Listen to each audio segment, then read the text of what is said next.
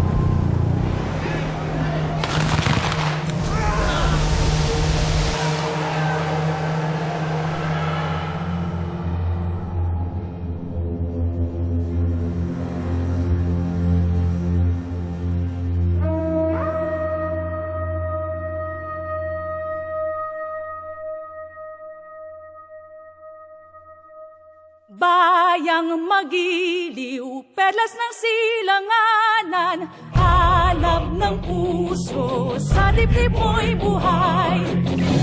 Lupang hinirang, duyan ka ng magiting. Sa manlulupi, di ka masisingil. Sa dagat ang tulong, sa simoy at sa langit mong lugaw. May dilag ang tula at awit sa paglayang minamahal. Ang iskap ng watawat mo'y tagumpay na nagniningning. Ang bituin at araw na kailan pa may di magdidilim. Sumaramaraw ng walhangin magsira, Diyo'y ay langit sa timog. Ang hinaya na may marami. Ang mamatay ng dahil sa'yo.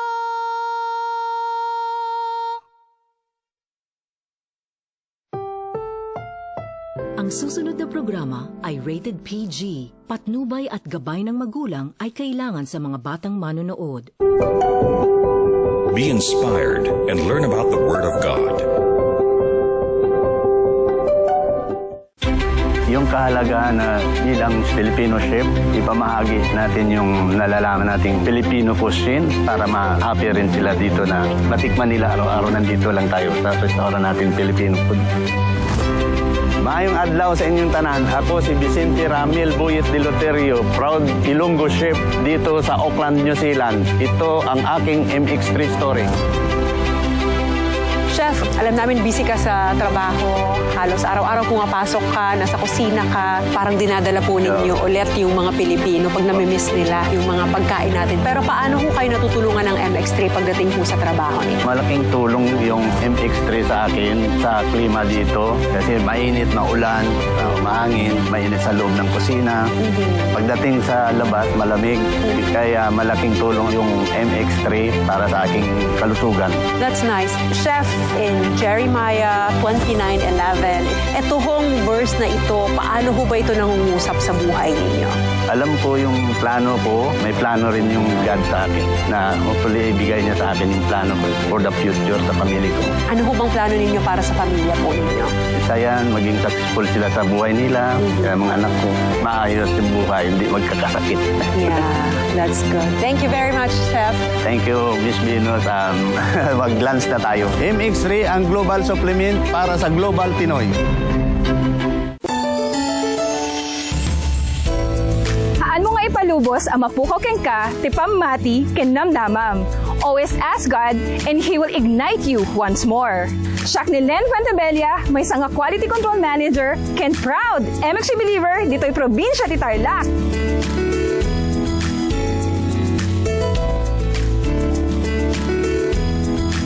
Bonding mi kini Mama every morning nga mapanag MX3T since 2018.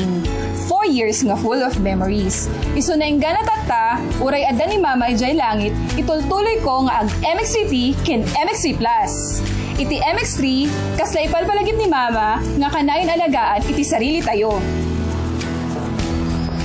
MX3, ti tumultulong kanyak nga agpatuloy inaldaw. Kas inauna nga anak, priority ti pagsayaatan dagiti kakabsat ko. Tadaytoy ti promise ko kini Mama. Isu nga ti MX3, tiwala ak nga agpatuloy ti biag. Tapno maarami ko, amin ang responsibilidad ko ti pamilya ken trabaho. Sabayan pa ti proper diet ken regular exercise. Karga ti MX3 iti alpha, beta, ken gamma nutrients nga napunno iti antioxidant ken anti-inflammatory properties. Napanaknakan iti klinika nga makatulong nga manglaban iti stress. Ti MX3, kaslama la ni Mamak, mariinak iti tender loving care na. MX3, dito'y ak bilib!